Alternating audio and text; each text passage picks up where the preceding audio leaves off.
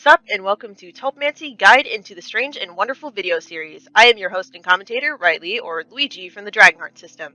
What you're watching now is a video edition of my teachings for all you people who just can't sit through and read a guide. I can't blame you. Videos allow stuff to be taught much easier, and that's the very point of these videos.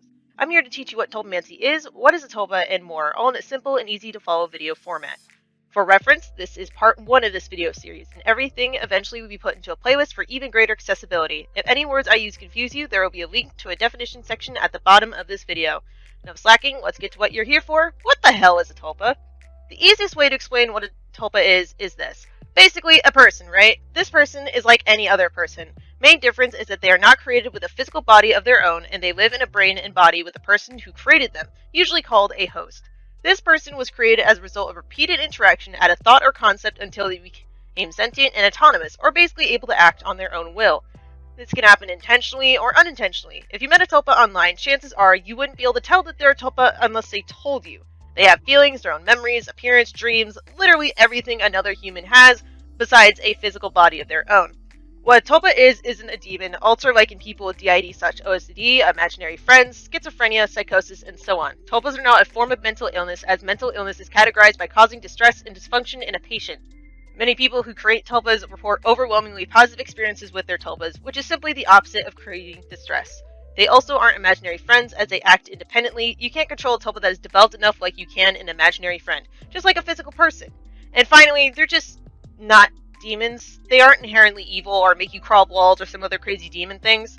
I forgot to add in the initial recording that tulpas aren't ghosts, they can't do supernatural things, and it's a very common misconception outside the community, and I can't believe I forgot that. Most tulpa creators or tulpamancers believe tulpas to be a purely psychological / mundane thing, but there are some people who believe tulpas are spiritual in some sense.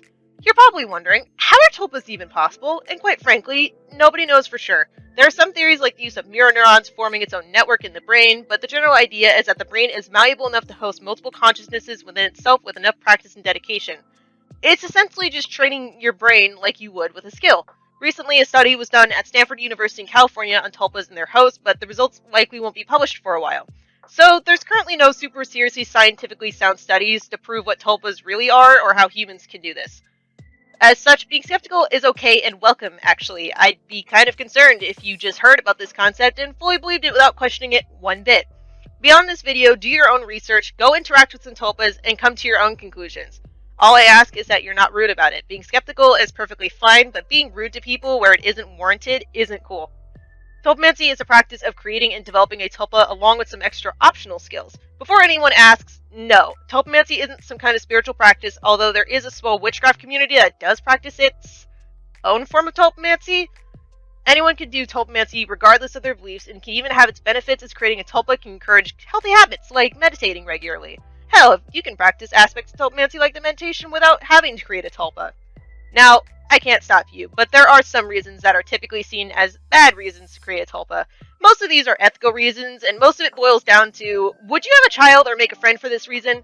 Things like making a tulpa for sex, coping with your mental illnesses, to do all your chores for you, to have someone to beat up, etc., etc. Basically, don't create a tulpa just to exploit them. Like I said before, a tulpa is pretty much indistinguishable from a physical person, and as such, you should treat them like one. There isn't a reason to make a tulpa that isn't selfish to some degree, but some reasons are far more selfish than others. Better reasons can be longing for companionship, to cope with loneliness, and to possibly learn more about yourself. However, I need to stress this. Tulpamancy is not something you do on a rainy day and drop it the next morning. Tulpas are typically a lifelong commitment, more so than having kids or pets. You are deciding to share your brain with someone else. Someone you might have to work on for a very long time to even talk or hear them. And for most people, it's permanent. Your tulpa may very well stay with you until you're both on your deathbeds. This isn't to try and scare you, this is to make you really consider it. Plurality or being more than one is not for everyone, and that's okay. If you decide you're not willing to take that commitment, then don't. There's absolutely no shame in deciding something like Tulpamancy is not for you. This is something you should really think about for a decent amount of time, and personally, if you're a minor, I would wait. Tulpamancy isn't something that's going to magically become impossible for you when you hit a certain age. Trust me. It's best to wait until your life is stable enough for you to put the most time and effort you can in developing your tulpa and give them the love and attention they need. Teenagehood is hectic and unpredictable. There's no shame in waiting. Anyway, let's step away from the heavy stuff and go into some parts about Tulpamancy. You have your tulpa creation process where you do forcing sessions with your tulpa and help them become sentient, which is the most important part of the process. These videos will be sectioned off into nice and neat categories for different parts of Tulpamancy to help you through the process of creating your tulpa, if you decide to go through with it. And not just that, but also other skills like imposition, possession, and switching that aren't needed to create a tulpa, but are often desired for many reasons. These videos will talk about the following things.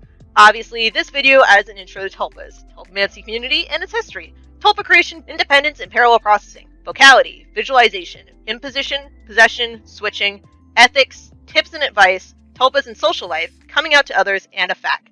The next video of this series will be about the Tulpamancy community and basically how it got to this point. It's good for context and if you want to do your own research dive into the topic. Thank you for sticking with me on this video and I hope it wasn't too overwhelming. If you liked this video, please like and share it with others and consider buying a coffee. If you want to read what these videos are based on, please check out my written guide, Tulpamancy Into the Strange and Wonderful, as it has a lot more detail than these videos will.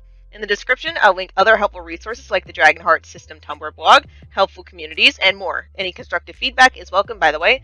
Anyway, that's all for this one. With kind regards, Riley out.